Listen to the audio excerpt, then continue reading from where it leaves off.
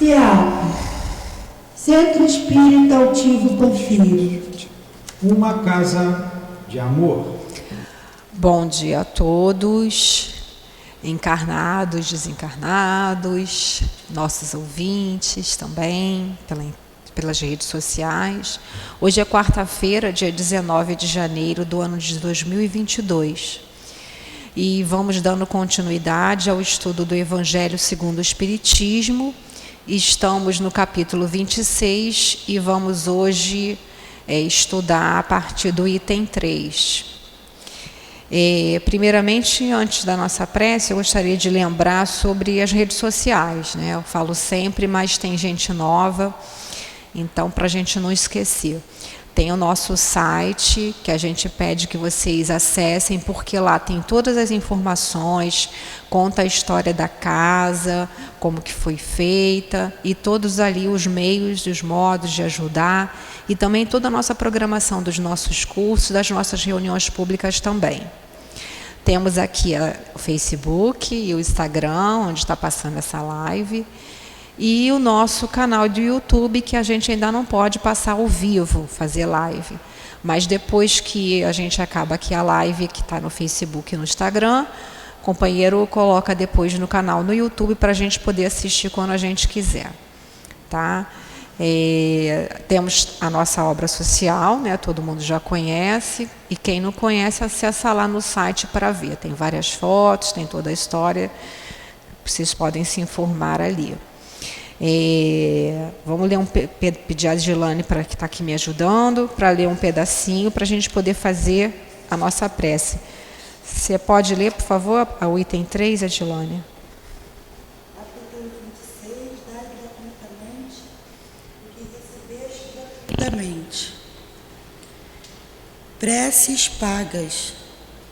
Em seguida ele disse aos seus discípulos, em presença de todo o povo que o escutava: guardai-vos dos escribas, e que se exibem passeando com longas vestes, que adoram ser saudados nas praças públicas, e ocupar os primeiros assentos nas sinagogas e os primeiros lugares nos banquetes, que sob o pretexto de longas preces devoram as casas das viúvas. Essas pessoas receberão uma condenação mais rigorosa. Lucas, capítulo 20, 45 a 47. Marcos 12, 38 a 40. Mateus 23, 14. Pode fazer a nossa prece, por favor, Di? Estamos aqui, Deus. Agradecemos mais por esse amanhecer, mais uma vez. Agradecemos a Ti, Deus, a Jesus, nosso irmão maior. Agradecemos a espiritualidade, ao Sou Altivo, a Dona Lourdinha, às irmãs queridas. Agradecemos o auxílio, a ajuda que nos dá, que faça-nos entender a palavra que aqui for passada pela nossa irmã. Que o nosso irmão Luiz a ajude a passar para nós e para os ouvintes, que possamos guardar, que possamos entender. Peço, em nome de Jesus, mas acima de tudo em nome de Deus, que iniciaremos os estudos no Evangelho. Que assim seja. Graças a Deus, que em nome do amor possamos dar por iniciado o nosso estudo da manhã de hoje. Muito interessante, né? O próprio título já vem dizendo aí sobre o que Kardec quer chamar a atenção, né? Preces pagas. Essa passagem que está aí nesses 3 evangelistas está na parte que chama ensino e prática. É quando Jesus está falando para várias, que eles chamam de turbas, né? Várias pessoas, mas chama os discípulos no canto e fala: ó, vocês têm que se cuidar, né? Guardai-vos dos escribas que se exibem passeando com longas vestes. Quem são os escribas? Lembrando lá, no início, na introdução do Evangelho, lá a gente já passou, mas sempre é bom voltar. Tem lá dizendo cada povo quem é, o que é fariseu, o que é escriba, né? Por que isso é importante? Para a gente compreender por que Jesus falava aquilo. Né? E aí os escribas, resumidamente falando, eram aqueles que professavam, pregavam ali a lei de Moisés, traduziam, entre aspas, a lei para as pessoas comuns, porque eles sabiam ler, sabiam escrever. Mas assim como os fariseus, eles eram muito parecidos, falavam, mas não cumpriam, não faziam, não praticavam, né? E aí, o que eles faziam? Eles se exibiam, né? As vestes desses companheiros, né? Os fariseus e os escribas, eram longas, né? E nas bordas, vocês já devem ter visto nesses filmes, eram bordados assim, em azul púrpura, né? As vários trechos, né, das escrituras. E quanto maior aquilo ali, era como se tivesse maior o prestígio. E eles oravam em praças públicas, né? Qualquer semelhança com alguns companheiros de hoje em dia é mera coincidência, será? Em que adoravam ser saudados. Então aquilo ali eles reuniam, né, e falavam tudo da boca para fora, né? E se ocupavam os primeiros lugares nas sinagogas, porque eles tinham importância na sinagoga, né? Nos banquetes que eles eram convidados, saudados, né? E aí colocando, sob o pretexto de longas preces, devoram as casas das viúvas. O que isso quer dizer? Antigamente tinha assim, esse conceito, né? A pessoa morria e chamava-se um sacerdote, como se fosse um padre hoje em dia, né? Para ir lá fazer prece por aquele que morreu ali. E isso era cobrado. E os escribas escreviam longas preces, quanto maior, mais cobravam. Então, eles devoravam a casa das viúvas, quer dizer, tiravam o dinheiro todo das viúvas, porque cobravam muito caro e diziam que era importante, e quanto maior a prece, mais importante eles achavam, né, falavam que tinham essa importância, e as pessoas, por serem leigas, não entenderem, acabavam fazendo isso. Então, eles exploravam muito as pessoas, né? Essas pessoas terão uma condenação mais rigorosa. Quer dizer, Jesus vem chamando a gente. E trazendo para os dias de hoje, como é que a gente pode ver isso, Adilane? O que você acha? Hoje em dia continua a mesma coisa, né? A maioria fica gritando em praças públicas para chamar atenção, e isso não é necessário. Não é necessário, que tem que ser pelo quê? Pelo comportamento, pelas ações, pelo né? amor, pelo amor, pela vontade. Porque é como a gente viu na semana passada, né? Não adianta a gente ficar querendo obrigar as pessoas, né, a terem os comportamentos. A gente pode falar se for solicitada, mas você querer aparecer, né, uma coisa que você não é, né? E no caso aqui, por que Jesus vem chamando essa atenção? Porque Jesus já estava ensinando, passando para os discípulos o que eles teriam que fazer. E para que eles tivessem esse diferencial, a mesma coisa nós, né? Aqui na Casa Espírita, né, não se cobra nada. Claro, vai comprar um livro na livraria, tem que pagar, porque nós pagamos. O livro espírita, ele não é de graça, ele tem todo um custo, mesmo que a renda seja em benefício lá, de acordo com cada editora, mas ele tem um custo, né? E, então, assim, mas fora isso, todo o serviço que envolve a mediunidade, como está falando aqui, dai gratuitamente, que recebeste gratuitamente, é completamente gratuito. E aí Jesus vem chamando a gente, né, para a gente não ser igual hoje em dia, igual esses fariseus, esses escribas, essas pessoas, né? A gente vê que em certas religiões é pago, sim. Vai fazer uma cerimônia de casamento, tem que pagar pela prece. Vai fazer uma missa lá de uma prece por uma pessoa que desencarnou, é cobrado. E aqui não, aqui a gente tem lá a caixinha das preces, às vezes pedem, ligam para a direção aqui pedindo que vá na casa da pessoa, dar um passe, fazer uma... Isso tudo não tem custo algum, né? Lê para a gente o comentário. Então, tem alguma dúvida? Vocês dois têm alguma dúvida? Temos hoje dois assistentes. Quatro, né? Quatro, mas mas tem 2 pequenininhos, 2 crianças. Pode ler, Dilane, por favor. Jesus também disse: não façais com que paguem vossas preces. Não façais como os escribas, que sob pretexto de longas preces, muito bom, devoram a casas das viúvas. Isto é, apoderam-se de suas fortunas.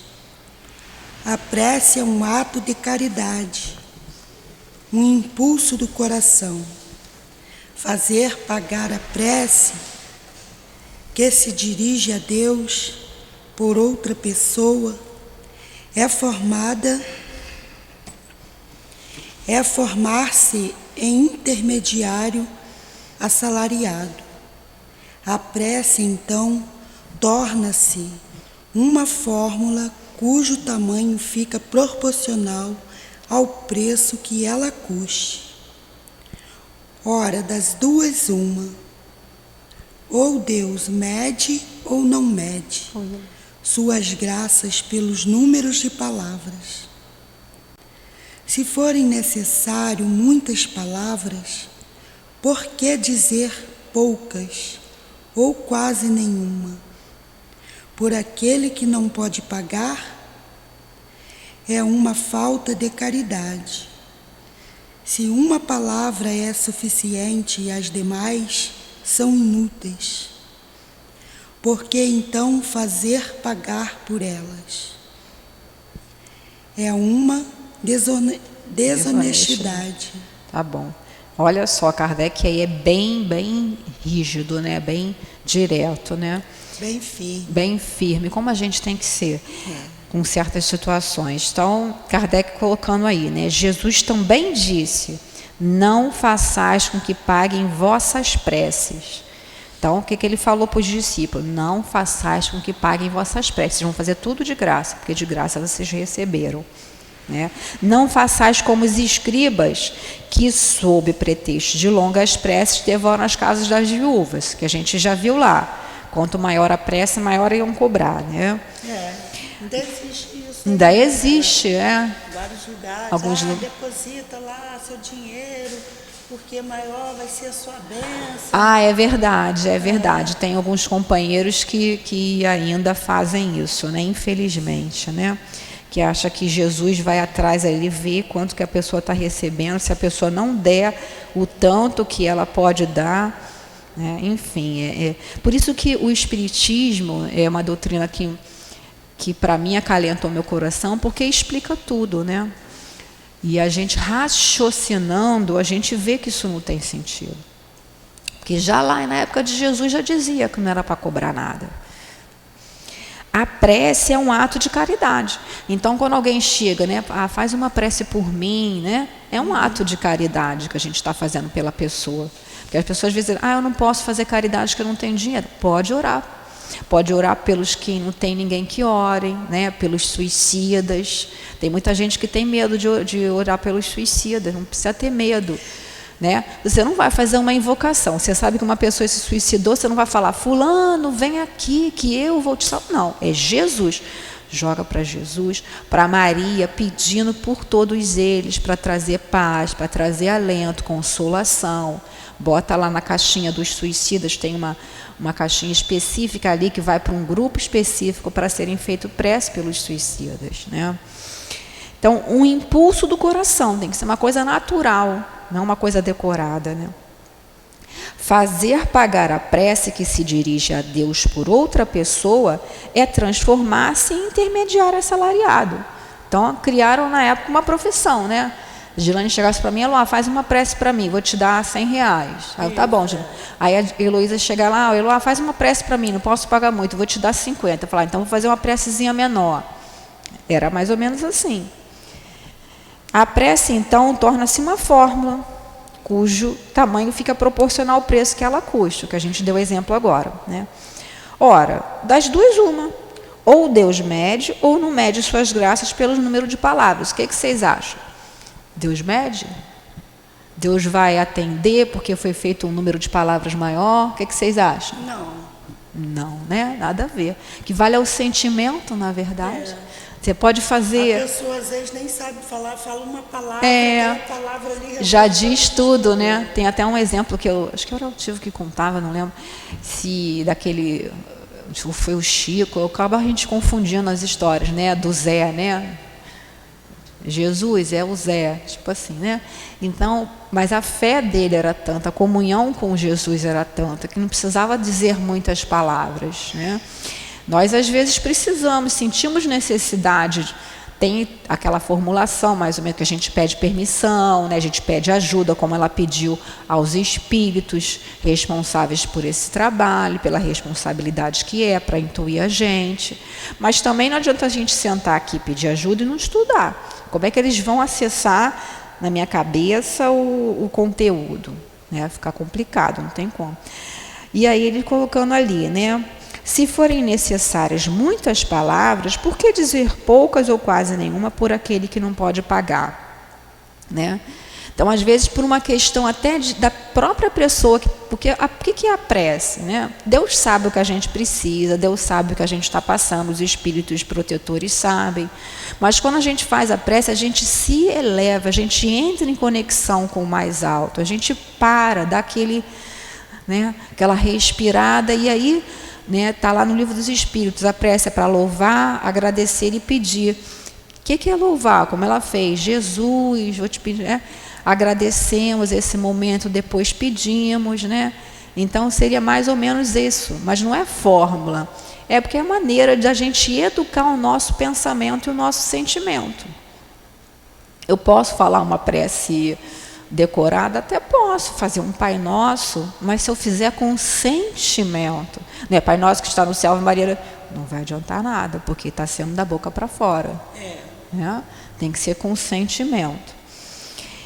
E então ele está colocando ali, né? Que a pessoa não pode pagar, então vou fazer uma prece só como a gente já deu exemplos aqui, só pelo fato da pessoa não poder pagar, né? Então vamos lá no templo religioso, a pessoa não pode pagar aquele tanto da prece para os mortos. Então você vai entrar na missa tal, vai aproveitar, vai juntar com os outros, né? Cada um tem o seu jeito aí de ser, mas aí cada um é que sabe de si. Aqui no Espiritismo não tem, tá? Se vocês forem em algum centro que se diz espírita e tiver essa cobrança, desconfiem, corram disso.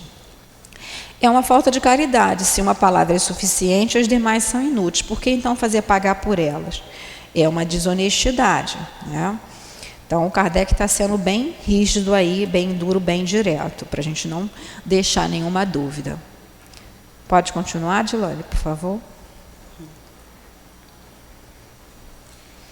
Deus, não vendo os benefícios que concede, por que então que aquele que nem mesmo é distribuidor, que não pode garantir a sua obtenção, faria pagar um pedido que talvez não produza resultado? Deus não pôde subordinar um ato de clemência, de bondade ou de justiça, que se solicita da sua misericórdia, a uma soma de dinheiro. Do contrário dele resultaria que, se a soma não é paga ou insuficiente, a justiça, a bondade e a clarência de Deus seriam suspensas.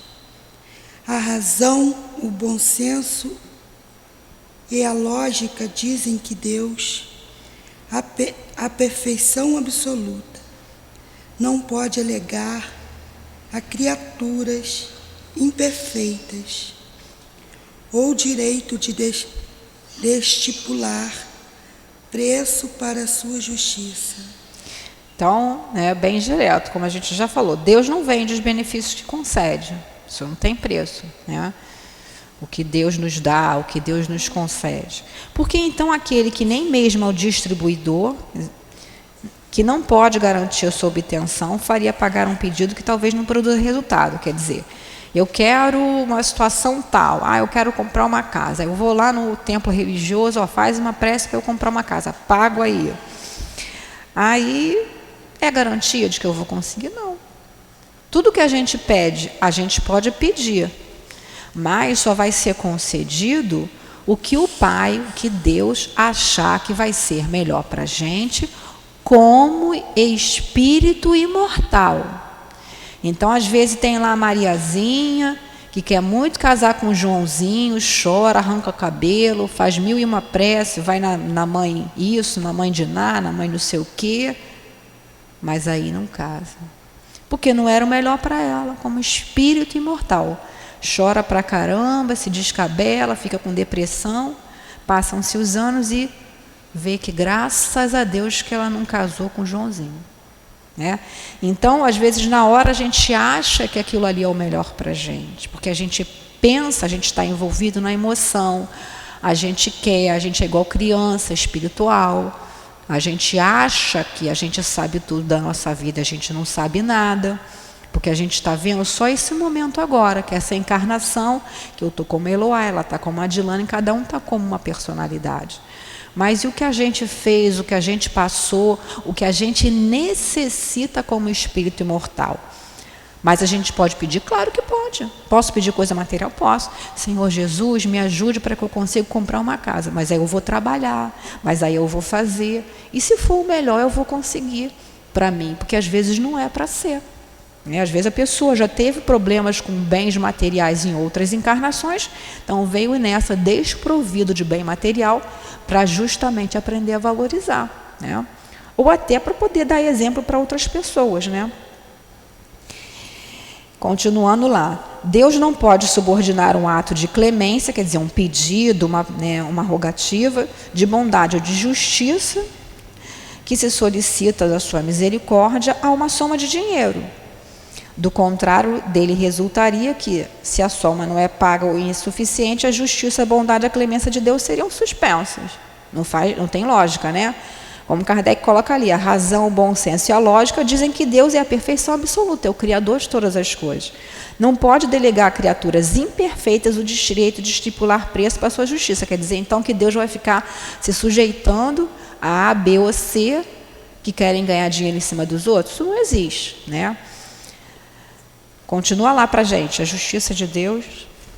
A justiça de Deus é como o sol, existe para todo mundo, para o pobre como para o rico.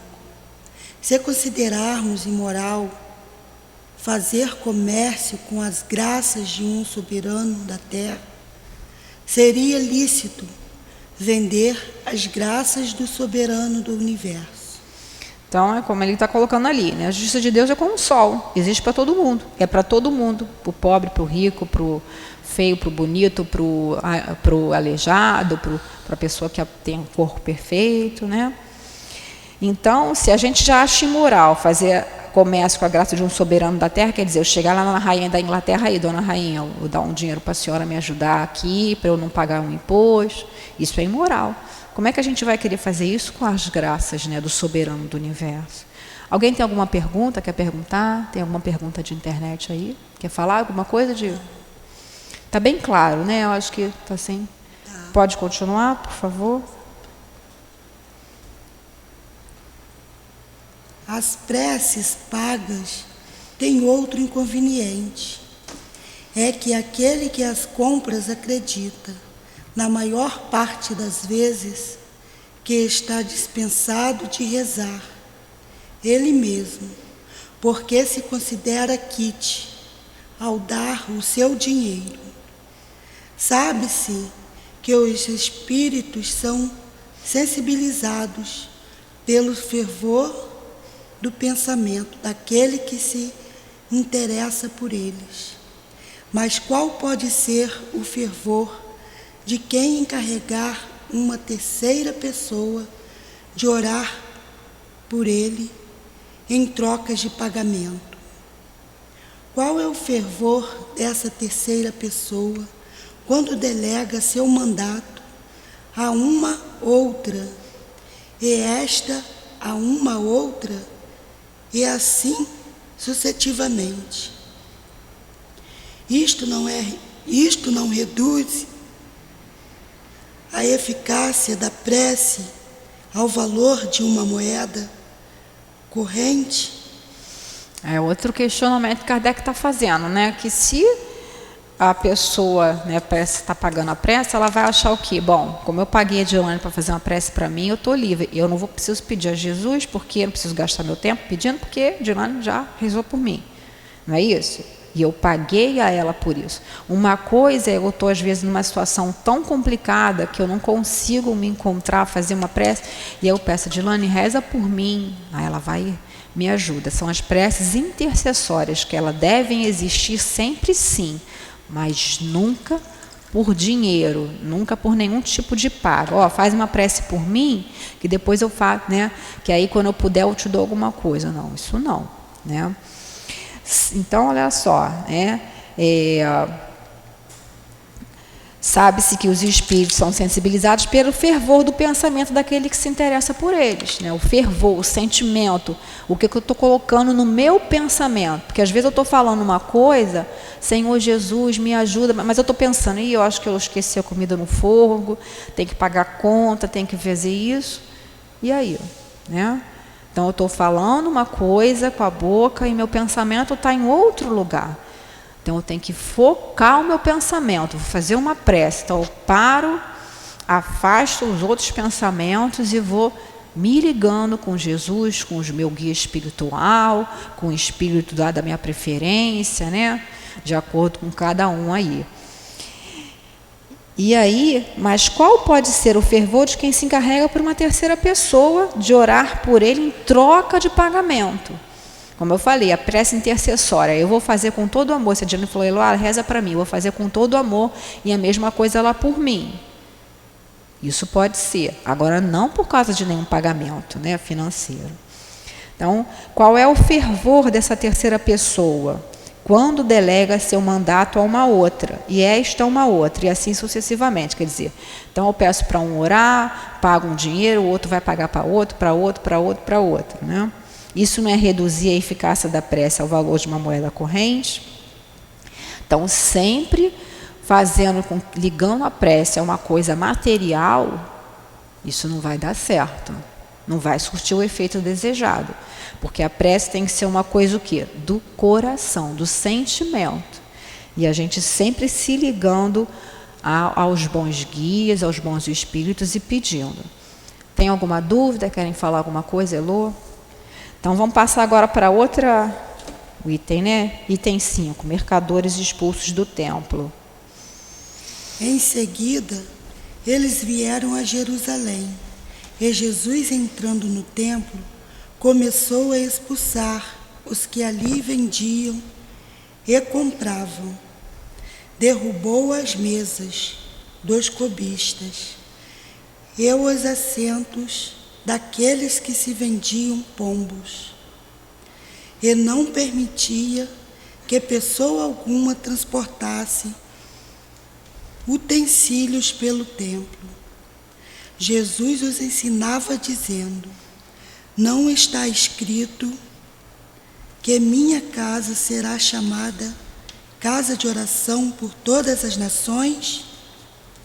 No entanto, tendes feito dela um covil de ladrões.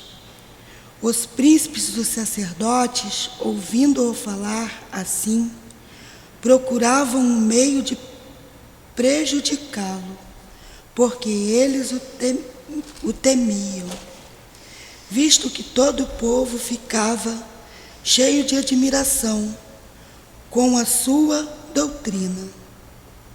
Marcos 11, 15 a 18.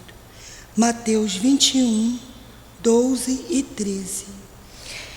Então, Kardec te retirou essa parte aí, né, mercadores expulsos do templo, que é uma parte que algumas pessoas acham polêmica, né, porque alguns espíritas até acham que não foi bem assim que aconteceu, porque Jesus é todo amor, todo bondade, que não teria esse ato violento, como realmente não teria. Na verdade, essa passagem ela está logo depois nos 3 evangelistas, Marcos, Lucas e Mateus, colocam depois que Jesus chega novamente a Jerusalém, entrando lá com aquele em cima do burrico, sendo recebido naquele domingo das oliveiras, né, que é aquela. E já João diz que é no início do apostolado de Jesus, mas não importa, o que importa é o fato. Qual é o fato? Jesus chegou lá no templo e viu aquilo ali, aquele comércio das coisas sagradas, né? E o segundo Haroldo Dutra diz que eram cerca que ficava em volta do templo de 20 mil pessoas, era muita gente, né? Mas tinha as seguranças lá que tomavam conta, e aquele comércio, quer dizer, quem não tivesse dinheiro não teria as graças, entre aspas, de Deus. Por quê? Porque chegava lá e tinha aqueles cambistas, né? O que era o cambista? Porque eles só aceitavam aquelas moedas que eram tinham que trocar pelas moedas romanas, pelo dracma, o denário, pessoa que viesse de outros lugares, né? Tinham que fazer aquela troca do dinheiro e aí cobravam em cima daquela troca. E aí depois eles compravam aqueles animais para fazerem sacrifício, né? Tem até aquela história do bode expiatório, né? O bode expiatório, que eles compravam aquele animal, compravam um bode, aí levava para um lugar, e aí falava todos os pecados que a pessoa tinha para o bode. E aí pegava aquele bode lá, levado lá no templo, uma cerimônia, e depois tirava aquele bode da cidade, como se matava o bode. Então, com o bode morreu os pecados. Era o que o povo pensava na época. Mas qual era a questão ali? Que Jesus chegou e viu toda aquela movimentação, né? Vilipendiando a casa, o templo sagrado, né? Vendendo, quer dizer, quem não tivesse dinheiro, tudo pago, né? Quem não tivesse dinheiro não obteria as graças de Deus. E aquela bagunça generalizada, né? É como se eles chegassem aqui, a gente chegasse aqui no CEAP, ó, compra aí um não sei o que lá, todo mundo fazendo uma mercadoria, ó, compra água fluidificada, compra isso, compra aquilo, senão não vai obter a graça do passo de cura, e por aí vai. E quando Jesus, né, toma essa atitude, né, Jesus, uma ascendência moral imensa, então a própria fala de Jesus já era uma fala que os outros se calavam, né? É igual aqui às vezes, né? A pessoa chega e fala, né? A pessoa que tem autoridade moral, né? Quando o Newton chega e fala com as mães, às vezes estão fazendo bagunça, elas na hora respeitam. Por quê? Por causa da autoridade moral. E aí, o que os mercadores fizeram? Foram, ó, saindo fora. Jesus, ó, essa bagunça, como se fosse assim, né? Essa bagunça aqui não é a casa do meu pai, vocês não vão fazer um covil de ladrões, porque tinha muita desonestidade, né? E aquela questão do chicote, né? O Jesus tinha magnetismo e era uma coisa impressionante. E aí o evangelista João diz que ele pegou uns fiozinhos lá, uns chicotinhos para poder ir, porque os animais ficavam ali, gente. Imagina que no CEAP os bichos tudo aqui, fazendo aquela bagunça, aquela sujeirada. Porque Jesus tirou aqueles animais para lá, né? E as próprias pessoas saíram. Em momento nenhum Jesus usou chicote em cima de ninguém. Isso não está em evangelista nenhum. Em momento de Jesus nenhum, Jesus foi grosseiro, ofendeu ninguém, mas ele falou sério, né? E às vezes as pessoas acham, porque Jesus é bondoso, porque as pessoas são bondosas, que tem que aceitar tudo, e não é assim, né? Você pode ser benevolente, pode ser bom, mas não bonzinho, é diferente. O ser bonzinho é você compactuar com essas coisas erradas, né? Então, assim, como ele está colocando aqui, né? No que não está escrito que minha casa será chamada casa de orações por todas as nações, no entanto, tem feito dela um covil de ladrões. E quantas vezes a gente não faz isso, né? Da gente tentando aí tornar esse dom, né, de Jesus, dom de Deus, na questão da mediunidade aí cobrada, né? E por que Kardec está pegando e colocando isso aqui? Porque é um exemplo claro, clássico, né? Que se a gente fizer isso aqui também vai acontecer isso com a gente, né? E muitas vezes a gente se pega, né, deixando esses mercadores, essas que são as nossas também dentro de nós, né? Às vezes eu deixo de vir para o centro, eu deixo de fazer uma caridade, porque eu quero ir lá na vida material, né? Eu não cobro, vem para o centro dar meu passo. Ah, mas pô, me chamaram para pegar até um maior sol, né? Pegar aquela praia hoje, vou lá pegar a praia. Ah, deixa esse negócio de passo para depois. Quer dizer, então as prioridades que a gente está tendo, né? Isso é um caso a pensar também. Quer falar alguma coisa, Dilane? Não, tá bom. Tá bom? Tá. Quer falar alguma? Então lê aí o comentário de Kardec. Jesus expulsou os vendedores do templo. Com esse gesto, condenou o comércio das coisas santas, sobre qualquer forma que seja. Deus não vende suas bênçãos, nem seu perdão, nem a entrada no reino dos céus. O homem, portanto, não tem o direito de fazer com que tais benesses sejam pagas. Então aí Kardec resumiu tudo que a gente viu até agora, né? Condenou Jesus, comércio das coisas santas, sob qualquer forma, que a gente já falou. Às vezes a pessoa não cobra, mas exige privilégios, né? Ó, eu vou fazer essas, não, vou levar você lá no centro, você está com um problema, mas aí, quando eu for na tua loja, você me dá um desconto, né? Ah, eu vou levar você no centro, lá é muito bom, tem isso assim, assim, mas aí você me empresta aquele dinheiro e aí eu não preciso te pagar. Então a gente tem que tomar cuidado, a gente não faz mais isso como em outras religiões, algumas religiões fazem, mas a gente tem que ter, a gente que é espírita tem que ter esse cuidado, né? Porque a gente já sabe que não pode.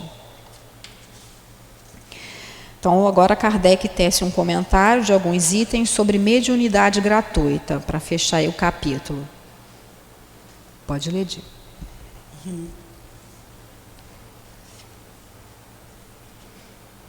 Ao 7, né? 7. Mediunidade gratuita. Os médiuns modernos, visto que os apóstolos também tinham mediunidade, igualmente receberam de Deus um dom gratuito, o de ser os intérpretes dos espíritos na instrução dos homens, a fim de lhes mostrar o caminho do bem e conduzi-los à fé, e não para lhes vender palavras que não lhes pertenciam, porquanto elas não são resultado de sua concepção, nem das suas pesquisas, nem do seu trabalho pessoal. Deus quer que a sua luz chegue a todo mundo.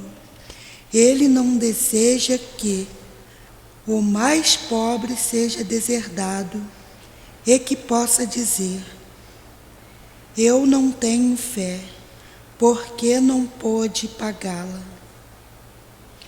Não tenho consolação de receber o encorajamento e os testemunhos da afeição daqueles que, por quem choro, né? Isso, por quem choro, porque sou pobre. Por quem choro, porque sou pobre. Eis porque a mediunidade não é um privilégio, se encontra por toda parte. Fazer com que se pague por ela seria, portanto, desviá-la da sua finalidade providencial. Então, Kardec colocando os médiuns modernos lá na época de Kardec, 1864, quando foi publicado o Evangelho, né? Mas atualmente. Visto que os apóstolos também tinham mediunidade, como a gente já viu, curavam, faziam, expulsavam demônios e tal. igualmente receberam de Deus um dom gratuito. Mediunidade é um dom de Deus, né? O de serem intérprete dos espíritos nas instruções dos homens. Quando a gente vê as mensagens psicofônicas dos médiuns aí que tem essa atribuição, né, essa mediunidade específica, que a mediunidade também é variada, né? Para quem quiser saber mais, tem o livro dos médiuns, que fala especificamente sobre isso. Aqui na casa é estudado, né, amanhã, 8 horas, né, Dilane? 8 horas da manhã também aqui, tem a live, então vamos estudar. E aí, para mostrar-lhe, né, o caminho do bem e conduzi-los à fé. Então, Deus permitiu que tivesse essas pessoas com habilidades especiais, concedidas por Ele, para que pudesse auxiliar os seus semelhantes, né? E não para lhe vender as palavras que não lhe pertenciam, porque as palavras, as ideias, vêm a inspiração dos espíritos do bem, né? É a mesma coisa, eu vou chegar aqui e vou cobrar por um estudo que eu estou fazendo, né? Tudo bem que eu estudei, mas os espíritos estão me intuindo o tempo todo. E eu estudei em cima de uma coisa que eu recebi gratuitamente, né? E o que a gente pode pedir é uma ajuda, ó, me ajuda, me intui para que eu consiga me lembrar, né? Para que eu consiga falar o que as pessoas precisam ouvir, enfim. Deus quer que a sua luz chegue a todo mundo. Ele não deseja que o mais pobre seja deserdado e que possa dizer, eu não tenho fé porque eu não pude pagá-la. A mediunidade, ela se apresenta em todas as camadas sociais, desde o mais miserável ao mais rico. Não tem sexo, não tem idade, né? Claro que se a mediunidade aparece numa criança muito pequena, não é aconselhável que aquela criança venha trabalhar por uma questão toda de um desenvolvimento psicológico. Então, quem tem filho nessas condições, não permita, porque eu sei que tem centros que se dizem espíritas fazendo sessão de desobsessão com criança. E isso é uma, né, vamos dizer assim, entre aspas, crime. É um crime. Está mexendo com o psiquismo da criança. Então, quando se tiver uma criança, porque às vezes a criança desperta a mediunidade muito cedo, né? E aí traz para o centro espírita, é feito um tratamento, vai tomar uns passos de cura para aquilo ali, e esperar o momento do amadurecimento. Aí quando estiver lá pelos 16 anos, 15, dependendo da maturidade do espírito, aí começa a estudar. Claro, começa a estudar não, porque essa criança tem que estudar, evangelizar desde lá de bebezinho. E isso não quer dizer que vai ter que trabalhar como médium criança. Então, só quando já tiver uma maturidade espiritual, porque a mediunidade é uma coisa muito séria, né? Então, eis porque a mediunidade não é um privilégio, se encontra em toda parte, né? Não é um privilégio, não é um prêmio, né? Claro que se a pessoa trabalhou, a mediunidade, né, dizem os espíritos, é quando você ou trabalhou muito, ou usou muito mal, né, no mal, ou trabalhou muito no bem. Pela nossa condição, a gente já adivinha mais ou menos qual é a nossa situação, né? Não foi, a gente não tem a mediunidade porque a gente foi santo. Outros missionários, como o Chico, aí já é diferente. Trabalhou muito no bem, desenvolveu aquela sensibilidade, e aí vai reencarnando cada vez mais, apurando isso, com as suas missões. Mas nós não. A mediunidade nos é concedida, nós espíritos imperfeitos, com vistas ao nosso próprio auxílio. Não é isso? A gente tem um débito de 100 mil reais, um exemplo, e aí a espiritualidade fala, como é que você vai pagar isso? Né? Eu falo, eu quero pagar tudo uma vez, você não vai aguentar. Porque quando a gente está no plano espiritual, fora da carne, a gente acha que a gente pode tudo. Aí o guia espiritual, calma, então você vai descer, vai reencarnar como médium, porque aí você vem aqui, você dá 50 passos, 100 passos lá, você vai trabalhando no bem, gratuitamente, dando de você, né? Dando de você a sua energia, servindo de canal para esses espíritos. Mas olha a nossa responsabilidade. A gente tem que cuidar desse veículo, né? Para a gente transmitir o mais fielmente possível.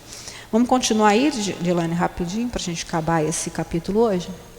Todo aquele que conhece as condições que os bons espíritos se comunicam, a sua repulsa por todo o que seja de interesse egoísta, e que saiba como é preciso bem pouca coisa para afastá-los, não poderá admitir jamais que espíritos superiores estejam à disposição do primeiro que queira chamá-los, a tanto por sessão.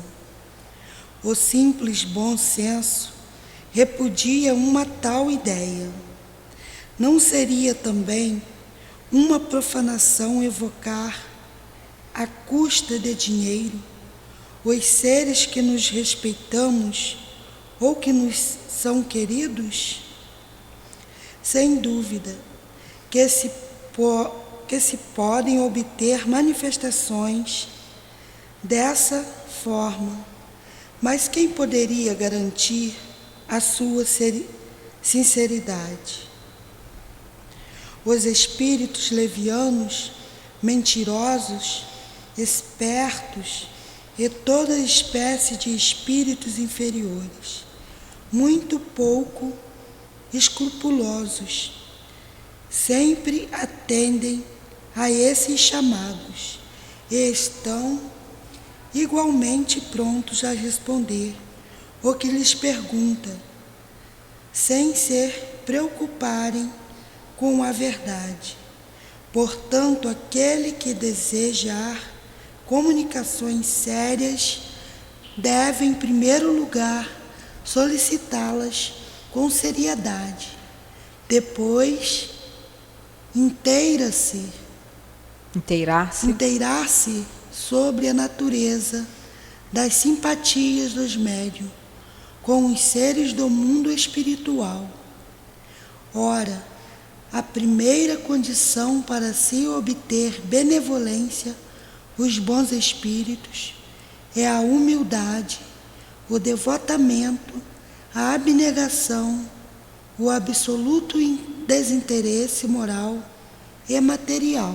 Então, o que Kardec está falando aqui? Né? Aquela situação, você passa ali e vê aquela placa, se atende, faz consulta de 8 da manhã às 8 da noite.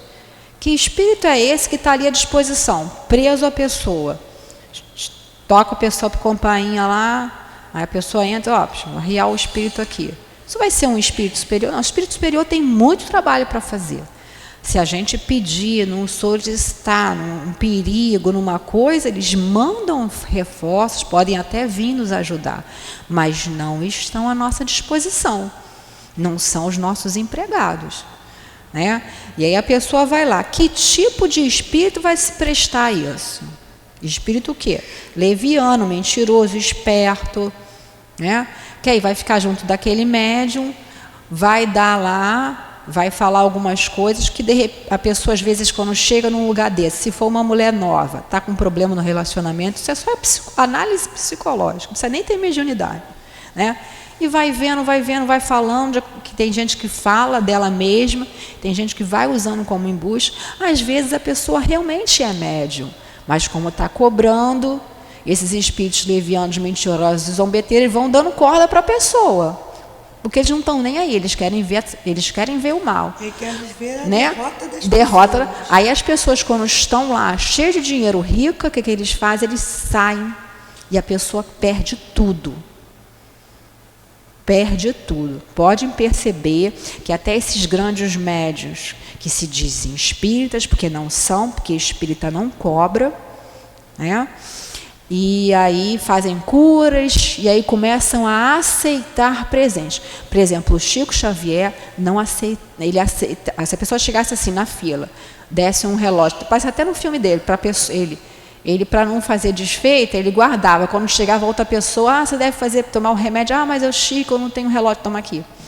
Ele já na hora, ele já dispensava aquilo ali. Ele recebeu doação de uma senhora que era riquíssima, era proprietária de terras. Porque quis dar não sei quantos alqueires lá para ele não queria, mas acabou que ela doa. Então ele marcou com ela, no mesmo dia que ela passou para ele passou para o centro espírita, para uma comunidade lá para fazer um centro espírita. Ele jamais ficava com nada. Então a gente tem que ver, se eu quero pedir alguma coisa, então eu vou ver qual é a seriedade daquele médium. Um médium que se presta a isso não é um médium sério, né? Então qual é o comportamento moral daquele médium, né? Ele tem que ter o quê? Humildade, devotamento, abnegação e absoluto desinteresse moral e material para atrair os bons espíritos. Então a gente não tem que ter interesse nenhum. A gente tem que fazer o bem pelo bem. Tem alguma dúvida? Se tiver, fala. Continua aí, Dilana, para a gente poder terminar. Juntamente com a questão moral, será que vai dar? Vai. Juntamente com a questão moral, apresenta-se uma consideração efetiva, não menos importante, e que se refere à própria natureza da faculdade. A mediunidade séria não pode ser e jamais será uma profissão, não só porque ficaria desacreditada moralmente e logo associada aos ledores da sorte, mas também porque um obstáculo material a isso se oporia. Ela é uma faculdade essencialmente imóvel, fugidia e variável, cuja permanência ninguém pode contar com certa. Ela seria, então, para o seu explorador, uma fonte absolutamente incerta, que poderia lhe faltar no momento em que fosse mais necessária. Muito diferente é um talento adquirido pelo estudo e pelo trabalho, e que por isso mesmo é uma propriedade de qual naturalmente é permitido tirar partido. A mediunidade, porém, não é nem uma arte. Nenhuma arte. Como me perdi. A mediunidade, porém, não é nem uma arte, nem um talento. Eis porque não pode tornar-se uma profissão. Ela só existe com a participação dos espíritos. Se os espíritos falarem, não há mais mediunidade. Oi? Se os espíritos faltarem, não há mais mediunidade. A aptidão pode subsistir, mas o seu exercício está anulado. Assim sendo, não existe um só médium no mundo que possa garantir a obtenção de um fenômeno espírita em um momento determinado. Termina esse item aí para a gente falar tudo. Explorar a mediunidade é, portanto, dispor de uma coisa da qual não se é realmente o dono. Afirma o contrário é enganar aquele que paga. E há mais. Não é de si mesmo que o explorador dispõe, é dos espíritos. São as almas dos mortos cujo concurso ele põe à venda. Esse pensamento instintivamente repugna foi o tráfico degenerado em abuso explorado pelo charlatanismo, pela ignorância, pela credulidade e pela superstição que motivou a proibição de Moisés. O espiritismo moderno, compreendendo o lado sério do assunto e pelo descrédito em que lançou a sua exploração, elevou a mediunidade à categoria de missão. Então é tudo que o Kardec está colocando ali, fazendo esse resumão, né? Tudo que a gente já falou aqui, Kardec já falou, né? Tem uma outra coisa que ele está colocando. Essa faculdade, a mediunidade, o que é a mediunidade?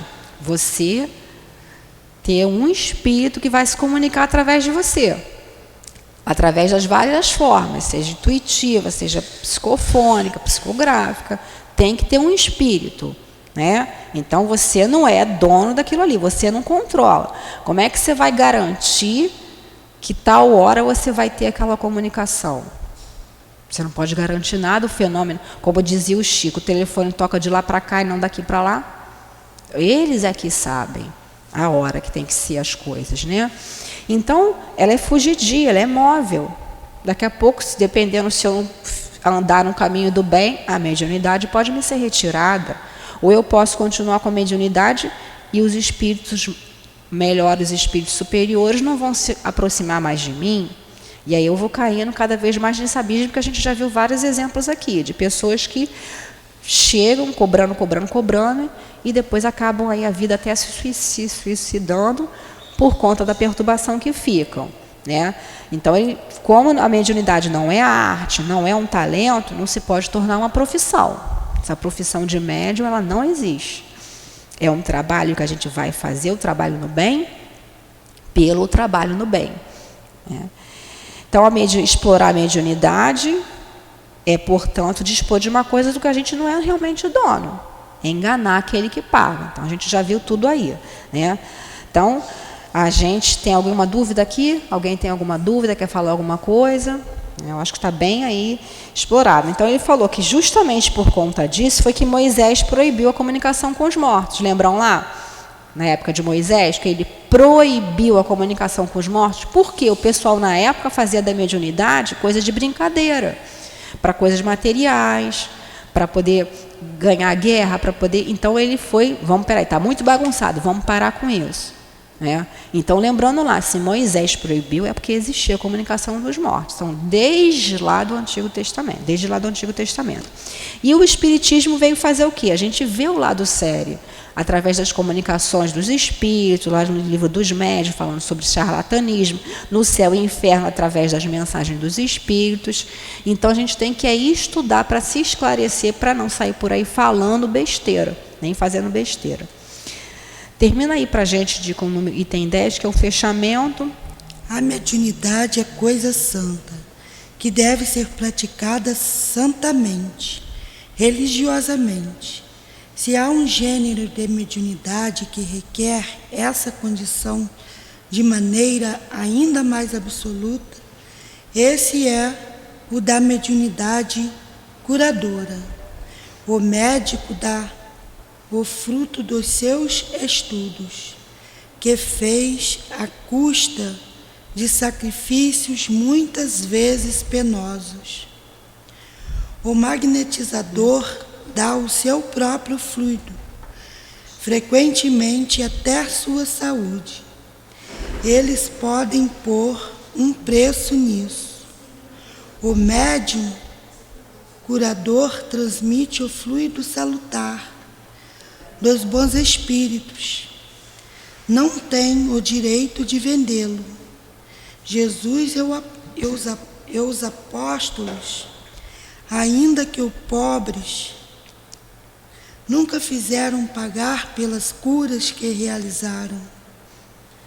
Que aquele, pois, que não tem o que viver, procure recursos em outras fontes, menos na mediunidade, e que apenas lhe consagre, se assim for preciso, o tempo de que possa dispor materialmente.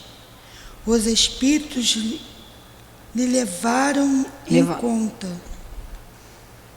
o seu sacrifício e o seu devotamento, enquanto que se afastam daqueles que esperam fazer da mediunidade um meio para alcançar melhores posições. Então, Kardec fecha aí o capítulo chamando a atenção especial para um tipo de mediunidade, que é a mediunidade curadora, né?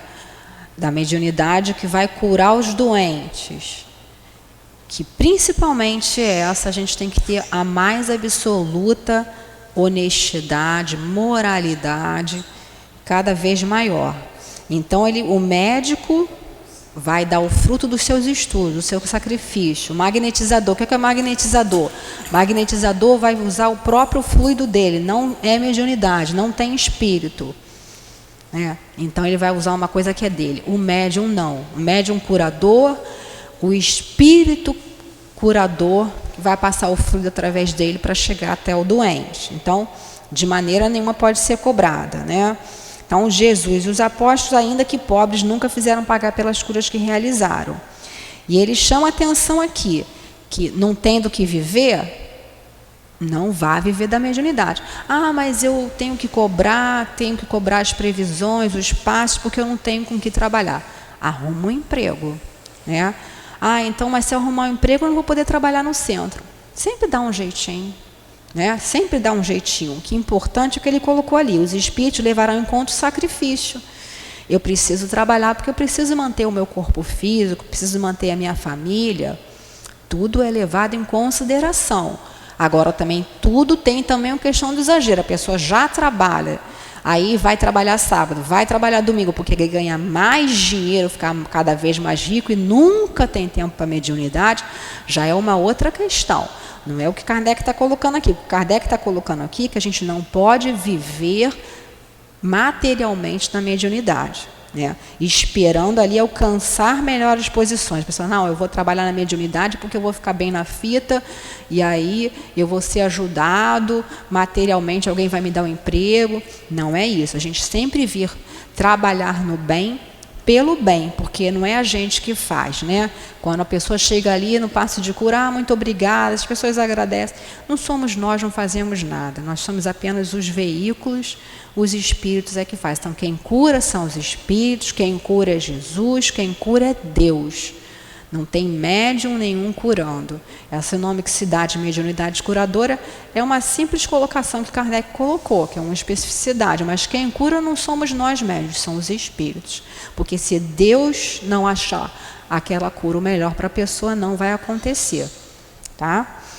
Alguém tem alguma dúvida? Não, a gente pode encerrar. Quer falar alguma coisa sobre isso, Dilane? Não, está bem explicadinho. Está bem explicado? Alguma dúvida? Então vamos Que terminar? Que já está uma explicação aí. Kardec já explicou bem, né? Eu acho que bem explicado mesmo, que é para a gente não ter erro, né? Por isso que ele gastou alguns itens aí, para que a gente seja bem alertado sobre isso, a gente que é médium, né? E aí, semana que vem, a gente começa o capítulo 27, Pedi e obtereis.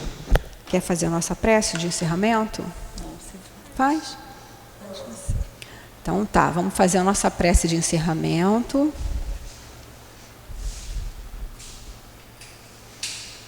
A gente vai agradecer a Jesus, Senhor Jesus, bons amigos espirituais que participaram, que nos intuíram, que nos ajudaram.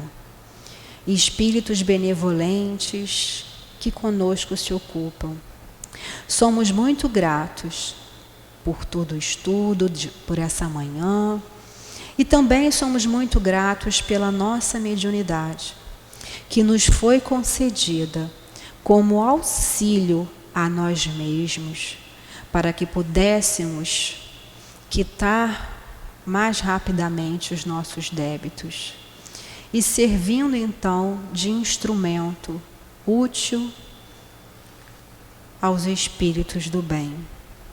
Rogamos, Senhor Jesus, que possam os bons espíritos nos acompanhar de volta aos nossos lares ou aos outros afazeres que tenhamos que dar continuidade.